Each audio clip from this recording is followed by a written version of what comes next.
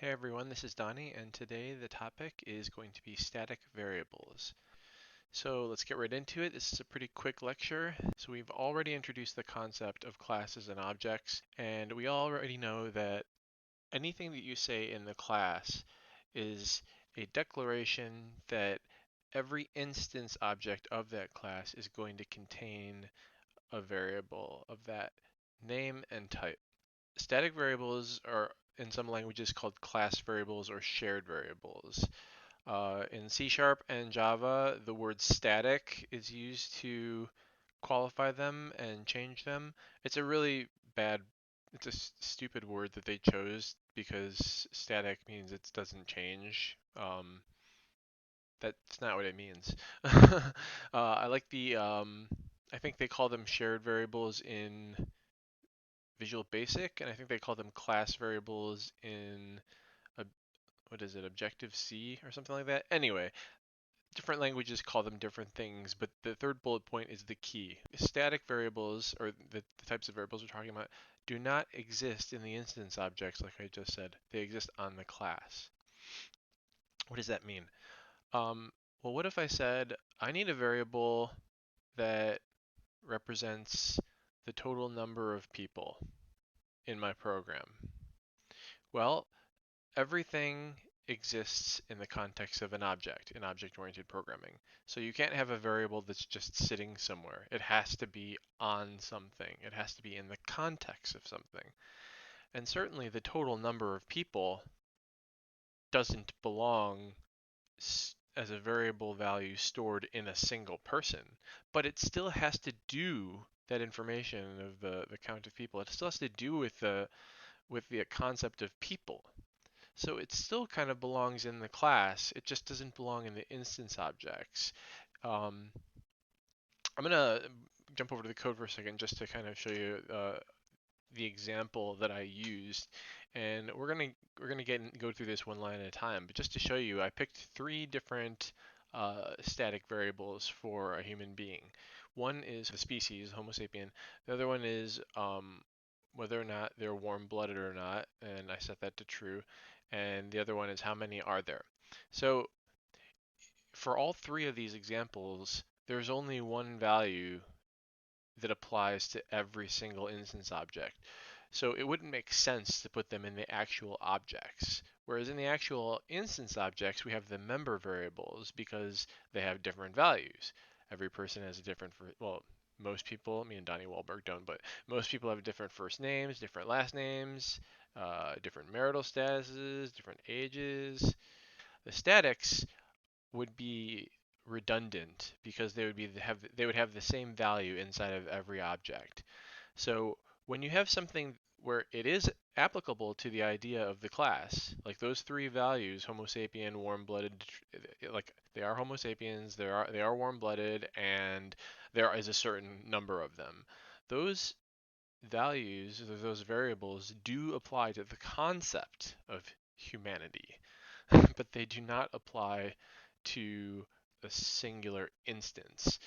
So it generally doesn't get any more stateful than that in object-oriented programming. So even though I started off by saying everything happens in the context of an object, I probably should have just said everything in object-oriented programming has context. If we were in script mode, but like we were before, where we were just declaring variables and they were everywhere, those are global variables, but they have no context. It's like, where is it? It's just floating in outer space.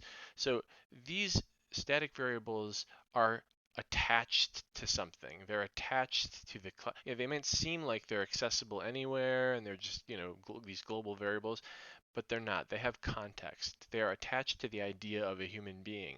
And that reads well in English. If you look at line 25, I'm saying, you know, I want the number of humans to be 2. Human.count equals 2. So it reads like English, it gives it context, it gives it meaning. All right, that being said, I will continue with the presentation. And just so you know, like, oh, well, how do you create the class if it has these variables on it? You don't need to. The class is kind of an object that instantiates itself as needed. Or sometimes we call it lazy. Lazy is a word in programming to define something that creates itself as needed. So moving on, there's not too many slides in this presentation, so this should go quick, and it's really just that one piece of code that I just showed you. So this is the first step, is the definition of the class. We just went through this.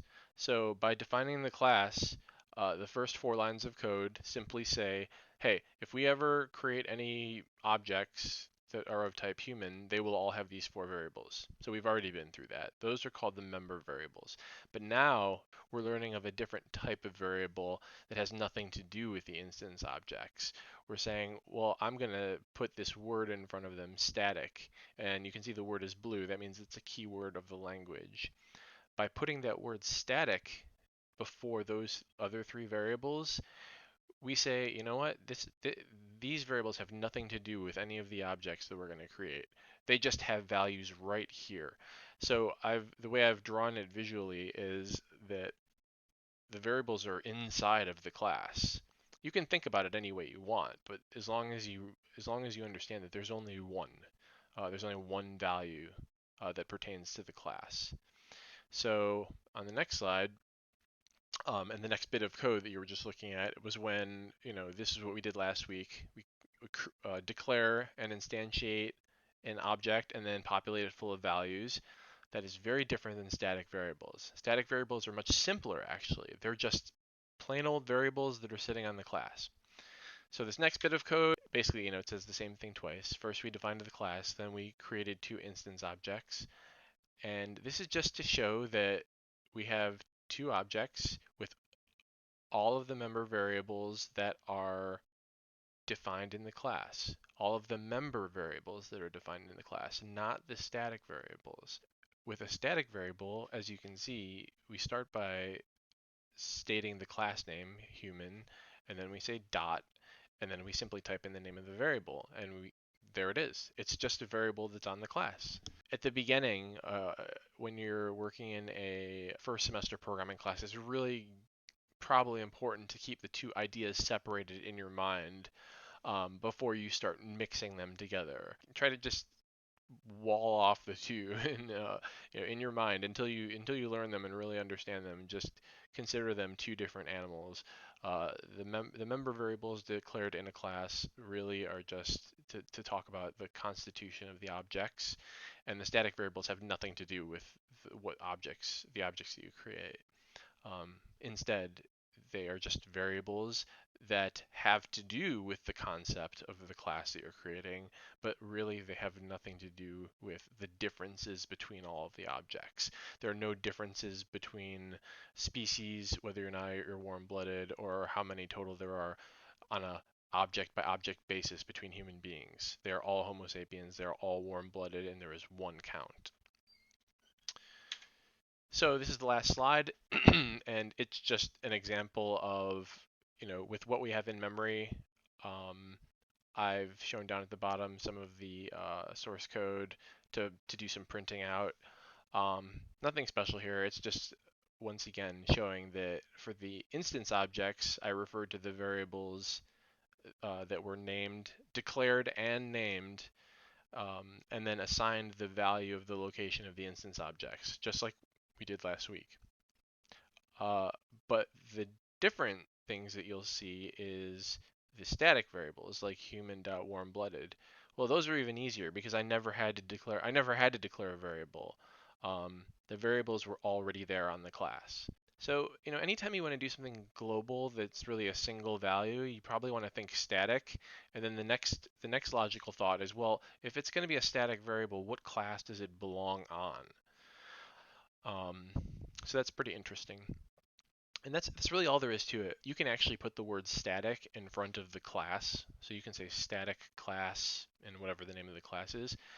And that actually means something.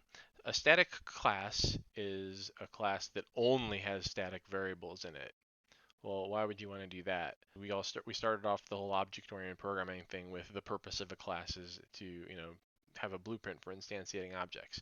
But not always. There are some times when we really just want a place to store a bunch of variables that are all similarly grouped. Like you could have a static class that just stored a bunch of information like how many calories there are in each item of your shopping list. I guess it would look like this: static class calories, and then inside of it you have nothing but static variables like static int bacon, and then I'll make it public. And then when you could do is put as many of those as you want in it, and then to use it you would say calories dot bacon equals whatever, some number. So that would be a static class, just so you know that that exists. And the other thing I just wanted to mention is you might not have seen the ternary operator before. We covered conditional logic a long time ago, but just in case you've never seen the ternary operator before, the question mark is the ternary operator, and it's basically an if-else statement where this is the condition. So this reads in English: string P1 marital status is either is married or is not married based on whether or not P1 is married is true or false. All right then, as usual, thank you for your participation. Thank you for your engagement. Thank you for helping each other on Blackboard. And I will hopefully talk to most of you on Thursday, and the rest of you I will talk to you on Blackboard. Thanks, and see you later.